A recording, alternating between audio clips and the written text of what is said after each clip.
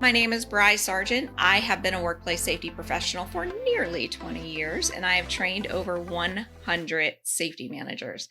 I absolutely love what I do, and it is my passion to talk to you about management support and commitment, building a safety culture, and the psychology of safety. Today, we are talking about how your employees or your managers, your supervisors, how they're the heroes and you are their Yoda. I believe one of the major jobs of a safety manager is to sell safety. I think every safety manager would benefit by taking marketing courses. I really do. I think that we have to sell what we do to the people in order to get them to buy into it, to work safely and all of that good stuff.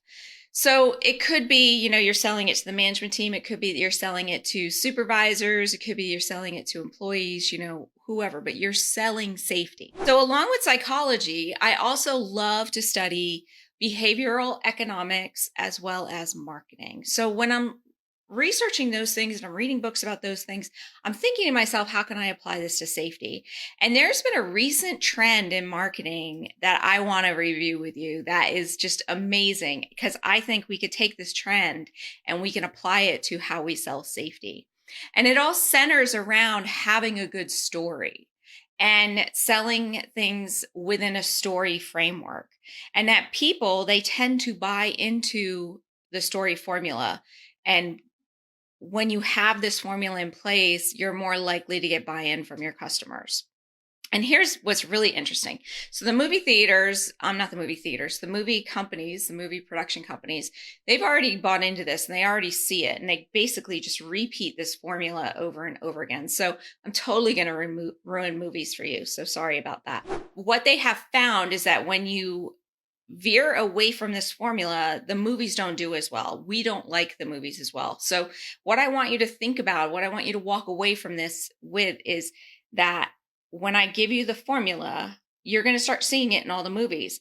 But then when you go to a movie that you don't like, think about it there too. And you'll be like, yeah, they don't have the formula. That's why I don't like it.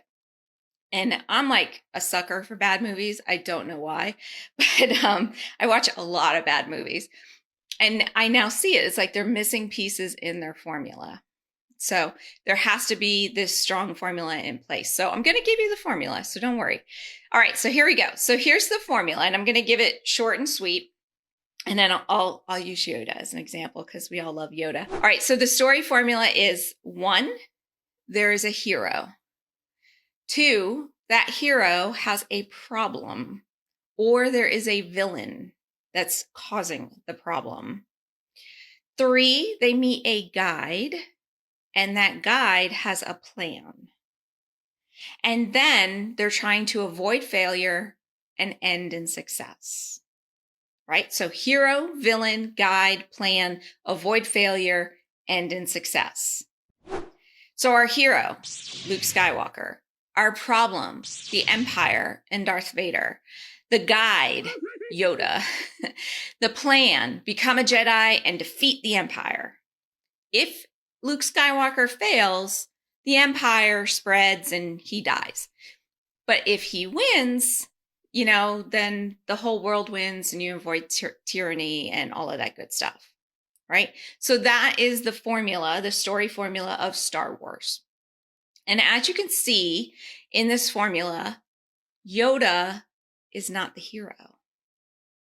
Yoda is not doing any of the work. He is just the guide. But the success of Luke Skywalker can't happen without Yoda, right? Because Yoda has all the knowledge and all the experience. So you, my friend, are Yoda. That's what I want you to get around. What I want you to take from this is that you are not Luke Skywalker. You are Yoda. So now let's take this story formula and apply it to safety, because you're probably totally confused going, thanks for explaining movies to me, Bri, but what does that have to do with safety? I get you. Don't worry. I got you. We're good. All right. So step 1, you are never the hero. Never the hero. Remember that. In stories, if the hero was to come in, solve the problem, figure everything out, and do everything on their own, it's a boring movie. Nobody wants to watch that movie. So the hero and the guide have got to be separate. Number 2, you want to define your hero, right? So your hero can be, if you're trying to get approval for your safety program, the hero can be your management team. If you are trying to get employees to follow the safety rules, then it may be your employees are the hero.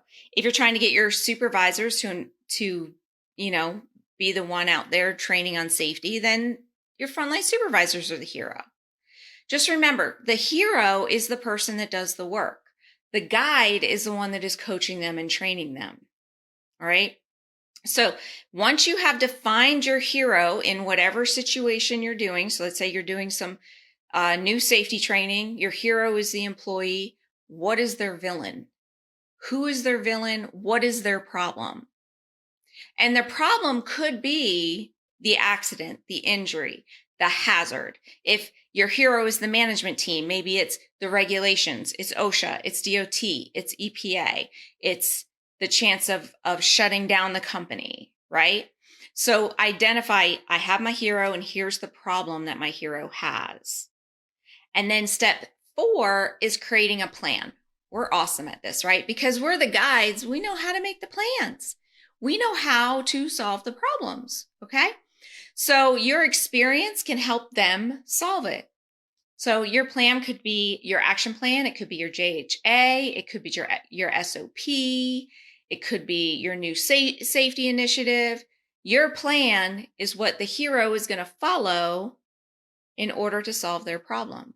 But that's not good enough. You have to touch on the success and the failure. And here's the thing. When you're talking about what happens if they fail, you have to keep it short and sweet. Too many times we're focusing way too much on the failure, right? If you don't do this, your injury rates are going to go up. You're going to have workers' comp costs. Your insurance rates are going to go up. OSHA is going to come in. You're going to get OSHA fines. OSHA can shut you down, right? We can list the failures like crazy. And then we go, but if you do this, all that goes away. And it's just like the success has not sunk in. So what you need to do is focus more on what happens when they succeed and less on what happens when they fail. And what you have to tie into it is, how are they going to feel? People buy in to feelings. This is just human nature.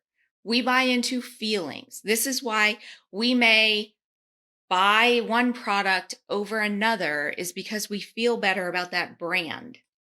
I'm an Apple person. I love Apple. Apple can come out with anything and I'm going to buy it because I feel good about that brand. I like how being an Apple person makes me feel. It's not about the price. It's not about the product. Same thing with safety. So how can you make them feel if they are following the safety rules? And I'll tell you, people laugh at me about this all the time, but I believe that safety equals happiness.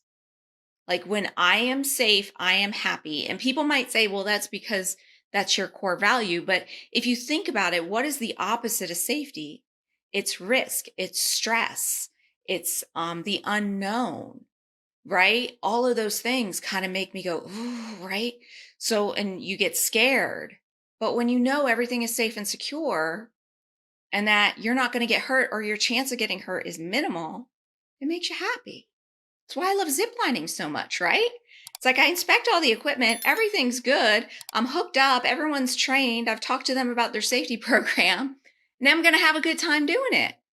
I'm happy. Everything's safe.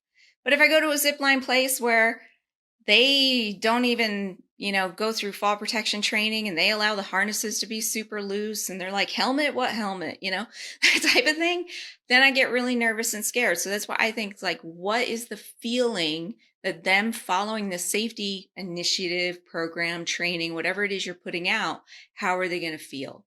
And make sure that you sell them on that. So if I'm training somebody on a lockout tagout program, they're going to feel more secure. They're going to feel confident that they can do their work because no one can come along and start up the machine. They're not going to have the worry of that happening if they follow the procedures right.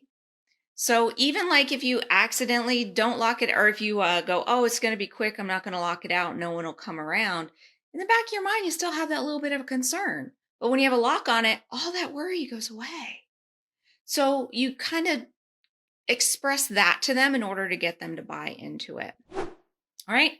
So I will tell you now that you have the formula. You're going to see it everywhere. You're going to see it in TV commercials. You're going to see it in everything. It's crazy. So what I want you to remember and what I want you to think about and what I see safety managers struggle with is, one, we want to be the hero. We do. We're like the experts. We're like, we just want to swoop in there, give them our plan and say, we're the hero and we can solve this problem. I'll tell you, I have that complex myself, so I totally get it. But if you remember I think it was last week, we talked about leaders speaking last. You shut them down when you do that. You shut them down when you swoop in with that solution and just say, I know the way, right? So think about that.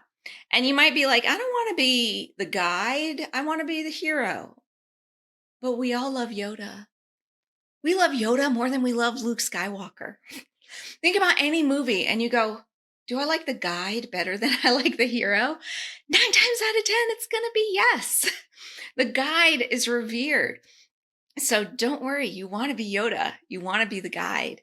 You want to be that person that says, yep, I taught him how to do that. It feels a lot better. It really does. So change your thinking about what your role is. And remember, you're the guide. You are not the hero. Actions. What I would love to see you guys do is for your next training, for your next safety training, when you go to approach it, go, who is my hero? You know, if you're training managers, it's your managers. If you're training employees, it's your employees. What happens if they fail? What will it feel like when they succeed? And really stress on that success. People buy into success, not fear of failure, okay? And then show them that they are the hero of the story. If I'm selling a lockout tagout program, that person, that authorized employee that is locking out that machine, they are the hero. They are. They're not only protecting themselves, they're protecting everybody around the machine. They're the hero. If they fail, people can die. So when they succeed, they're seen as like Superman, man, right? To get on the email list, the best way to do that is to go to thesafetygeek.com/5 ways. And I will send you a great little freebie of 5 ways to make your employees crazy for safety. That's what I got for you guys this week. Have an amazing week, and I will chat with you next week. Bye-bye.